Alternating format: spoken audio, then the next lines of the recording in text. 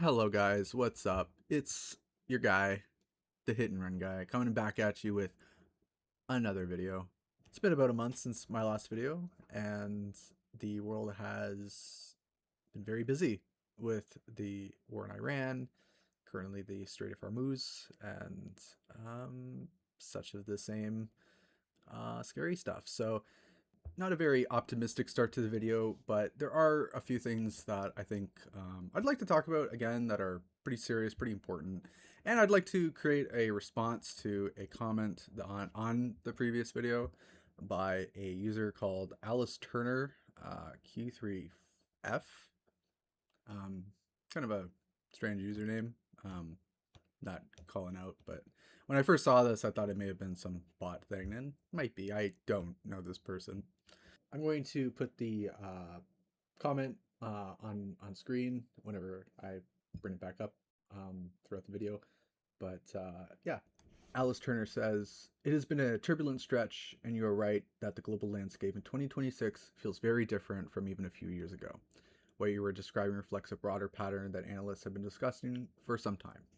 Countries are diversifying their economic and strategic dependencies, including new alliances and reducing exposure to any single power. This is not the same as coordinated effort to abandon the United States, but it does show a shift towards a more multipolar world."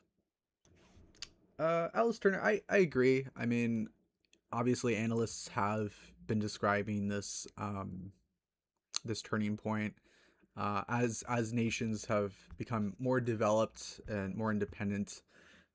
They've redacted their dependency on the United States as the global superpower. Um, but I mean, that's not exactly what I was saying. As that like we're everybody's pulling away, they're rushing for the door, but that America's reputation has put the rest of the world in a position where they need to, as Mark Carney had mentioned, like create um, a new system of politics that just excludes the U.S. out of being the central point. Right? Everybody has become a lot more confident and comfortable with not having the United States as a middleman or an overseer to um, global politics. That was my intention in my video, and I think we both agree in that comment um, about that. He continues, "The United States still holds enormous structural advantages. It has economic scale, technological capacity, demographic resilience, and deep global networks. None of that makes it immune to consequences when partners begin to feel uncertain or sidelined. When trust weakens, even a superpower can find itself reacting instead of shaping events." You're right again. I think we both really agree on a deeper level, but I further this note to say that the United States has built itself up as a very very important figurehead with just all of these assets. But as we've noticed, I think the United States has become a bit senile with its own power, and I mean that's classic for any civilization, any big empire that grows too big to hold its weight. And I think that's kind of what I'm sort of linking my opinion to, and that other countries are reacting to this natural stage in a civilization in an empire, where they eventually become kind of senile and they start abusing their power, they start reacting weird, kind of like you know your senile grandfather in the nursing home who just starts saying weird comments and everything's an issue, and things aren't what they used to be, and the Jamaican nurse keeps stealing shit. Like it just becomes this like ridiculous like grandpa, you need to calm that fucking shit down. Continuing, what you are noticing from recent speeches and government actions is a desire among many countries for more autonomy and more predictable partners. That does not automatically mean America is irrelevant or irrelevance, but it does mean the United States needs to engage with the world in a way that recognizes has changed. If it does not adapt, the gap between its self image and its actual influence could grow. I think you really hit the nail on the head there with talking about how countries want more autonomy, especially since the countries that we think about, both developing and have been developed for quite a while, have had these the past half a century working on themselves in order to have it so that they can become less dependent on the United States as the global superpower. And I mean, God forbid they remove themselves from the U.S. dollar as the reserve currency, but like in generally, everybody wants to make their own decisions and stuff. But I think when we talk about the United States trying to bridge the gap between its self-image, the one that built its reputation for since World War II, and then its current influence on the world stage, what we see is, I think, a lot of countries just rolling their eyes and becoming very uncomfortable with the way it's been, the way the U.S. has been displaying itself. I mean, you look at just very recently, I think a day ago, a Japanese prime minister was visiting Trump in at the White House, and in just the middle of the conversation, he made this really off comment about why didn't the Japanese tell the United States about Pearl Harbor. Because we wanted surprise. Who knows better about surprise than Japan? Okay? Why didn't you tell me about Pearl Harbor? Okay? Right? And it makes the room uncomfortable, like its senile grandfather in the nursing home. And it's like, we got to play ball because they still have the infrastructure and the influence and the money and the power and everything like that. But the world really wants to make it seem like the U.S. will become irrelevant because everybody's tired of it, right? And I think that's kind of, in this particular block in your case, where my opinion, your opinion begin to make its own claim, where I think your case is that the United States still has it and has the capacity to make a U-turn here, while my case is that the United States has lost the plot.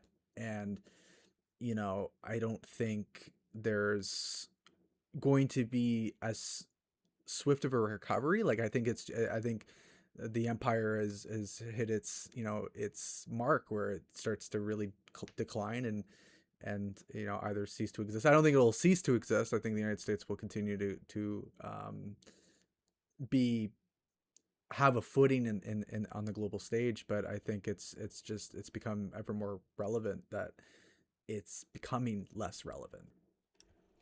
Your point about leadership accepting the reality of a changed global order is important. When a country recognizes its position honestly, it can recalibrate and rebuild relationships. When it refuses to acknowledge shifts, it risks alienating the very partners it needs. The next decade will likely be shaped less by the dominance of a single nation and more by how well managed powers navigate independence. The United States is not locked into decline, but it does need to read the room and act with a level of consistency and cooperation that reassures others. I think your final statement is one of those cases that I see in conversations like these, where the opinion at the end is like, you know, if the person in question just made a U-turn and just changed all of their habits, they would, that's their saving grace and they'll be fine, right? But it's almost kind of like global warming, where there's always this kind of rhetoric that if we just recycle and do all these things, no matter how far in deep we are in this global catastrophe, we'll make a difference. Like I think it's too hopeful, and it's not accurate or true to the gravity at hand, right?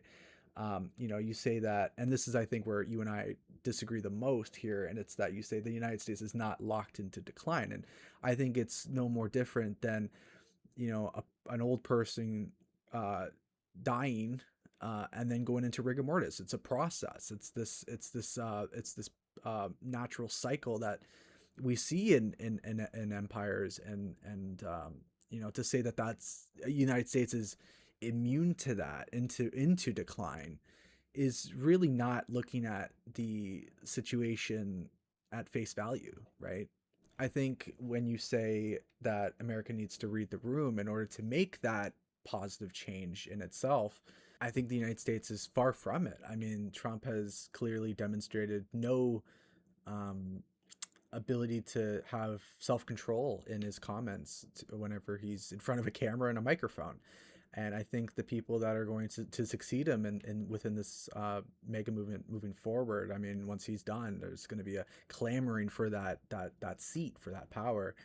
I think people are going to continue to remain saying these ridiculous statements and rhetoric that's going to further damage the United States reputation and put us more in a situation in the West where we have to become, definitely a lot more um, uh, self-reliant in our policies and whatnot. So to conclude, I think the thing that you're addressing here are two different things, right? And it's that um, yes, of course, the world has been looking at America as this current bad actor, and they're trying to figure out a way to, you know, create prosperity without having the United States in the formula or in the conversation.